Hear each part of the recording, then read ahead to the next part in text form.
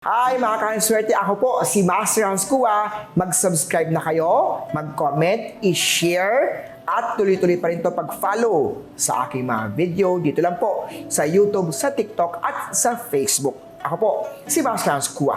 Pag-usapan natin ang 6 muna, yung first 6 na animal zodiac sign sa month of October. Suswertihin ka ba o hindi ka suswertihin? I-comment mo down below kung anong zodiac sign mo. I-comment down below ang mga wish at gusto mo mangyari sa month of October.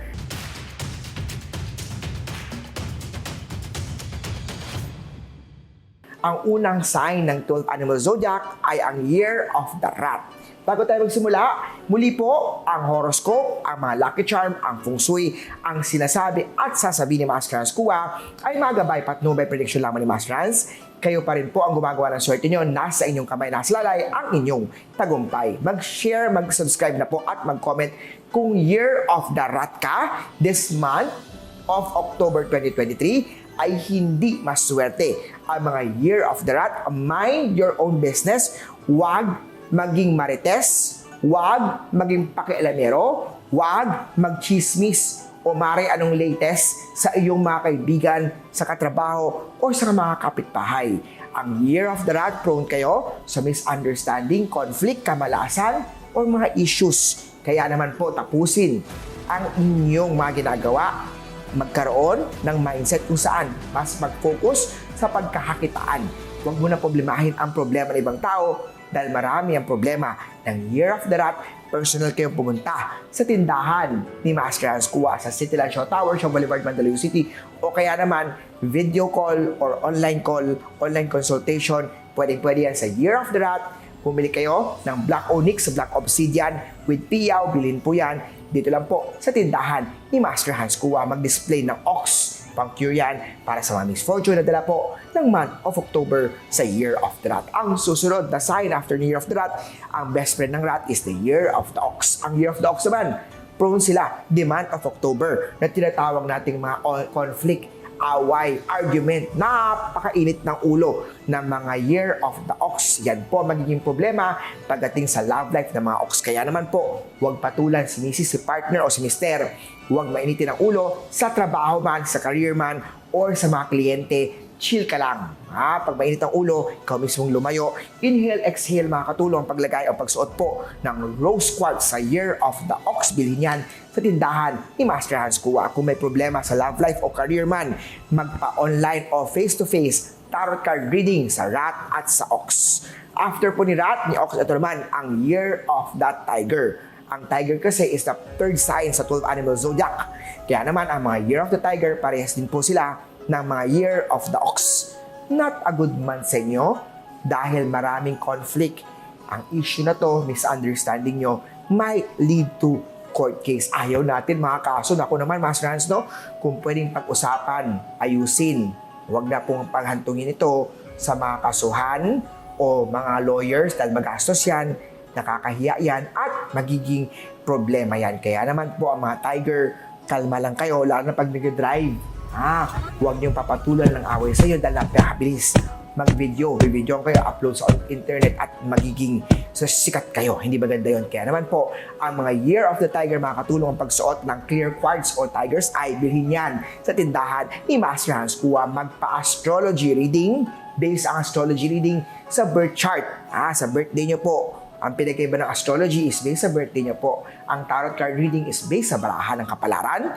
Ang palm o guhit ng palad naman ay based naman po sa palad niyo po. Ang face or aura reading naman po, based naman po yan sa mukha niyo. Ma-avail ang mga services na yan via online or face-to-face. Tiger, ay hindi magandang month na to pumisita kay Master Hans. Ito naman ang mga pinanganak ng Year of the Rabbit. Ang mga Year of the Rabbit itong month of October 2023 nyo po, nasa inyo ang tinatawag nating cheating. Napakabilis na mauto pagdating sa pera ng mga Year of the Rabbit. It is too good to be true, it is not true. Kaya naman, walang shortcut sa pagyaman, walang shortcut sa tagumpay. It would take time at mag-isip tayo ng legit at maayos na pagkakakitaan, hindi puro advice o puro panglalamang sa ibang tao dahil mapapahamak ang mga Year of the Rabbit. Sa pag-ibig naman, kung bagong kakilala pa lang o kahit matagal na kakilala, make sure ang partner mo ay loyal sa'yo. Posible kang maloko pagdating sa partner sa relasyon. Pagdating naman sa kalusugan ng Year of the Rabbit, mag-exercise, meditation, makakatulong yan para po makaiwas tayo sa heart attack or stroke na may kinalaman sa issue sa stars ng mga Year of the Rabbit. Magpakonsulta agad kay Doc. After ni Rat, ni Ox, ni Tiger, ni Rabbit, ito naman ang Year of the Dragon. Ang Year of the Dragon, itong month of October, nasa inyo naman ang extreme good luck pagdating sa money star. Maraming perang darating sa Year of the Dragon. Again, ang pera ay hindi kusang dumarating, pinaghihirapan yan, pinagsisikapan yan, at nasa ating mga kamay pa rin nakasalalay ang ating mga tagumpay. Kaya naman, if you're Year of the Dragon, magdagdag ng sipag tiyaga, mag-display ng Dragon na Lucky Charm, ilagay yan sa Southeast direction, bilhin yan Dragon na Lucky Charm, dito lang po sa tindahan ni Master Hans. Sa career man o sa pera man, makatulong ang pag-display ng rooster sa mga Dragon, bilhin yan dito lang po sa tindahan Lucky Charm Store ni Master Hans.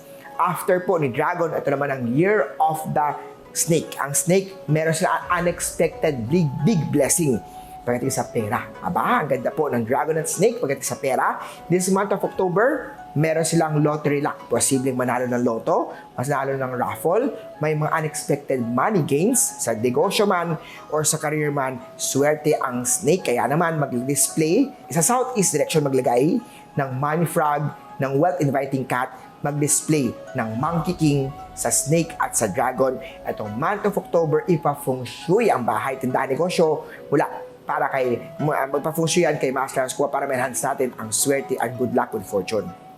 At nagdyan po nagtatapos ang part 1 ng Rat, Ox, Tiger, Rabbit, Dragon, Snake. May part 2 pa tayo, kaya naman please click share, follow, comment, mag-like at mag-subscribe na po dito sa YouTube or sa Facebook or sa TikTok video ko po.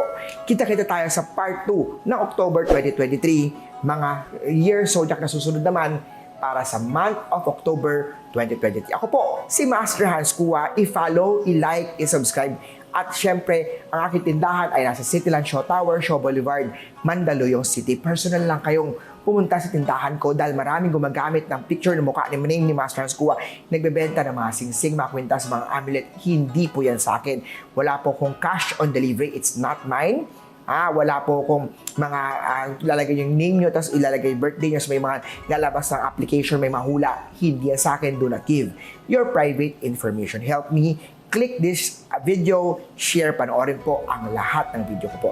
Have a great month of October. Kita-kita tayo sa part 2 ng 12 Animal Zodiac Forecast mula sa pinaka-pinagkakatawalaan, the real Feng Shui expert, the real Feng Shui master, Hans Kua.